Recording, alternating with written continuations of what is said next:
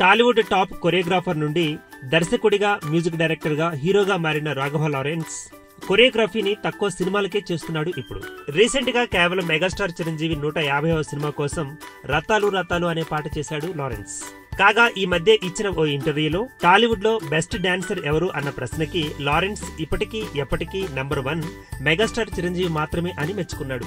ఇక ఇప్పటి జనరేషన్ లో మాత్రం యంగ్ టైగర్ ఎన్టీఆర్ డాన్స్ కి నేను ఫిదా అని చెబుతున్నాడు లారెన్స్. ఒక స్టెప్ ను చూసి ఇట్టే ఎలాంటి రీటేక్ లేకుండా చేయగల సమర్థుడు ఎన్టీఆర్ అని అంటున్నాడు లారెన్స్. ఎన్టీఆర్ తో నాగా, సింహాద్రి, ఆంధ్రవాల లాంటి సినిమాల్లో అద్భుతమైన స్టెప్స్ వేయించాడు లారెన్స్.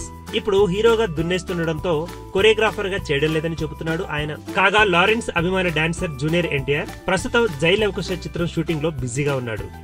ఈ చిత్రంలో జూనియర్ ఎన్టీఆర్ ఎలాంటి స్టెప్పులతో ఇరగదీనున్నాడో వేచి చూడాలి.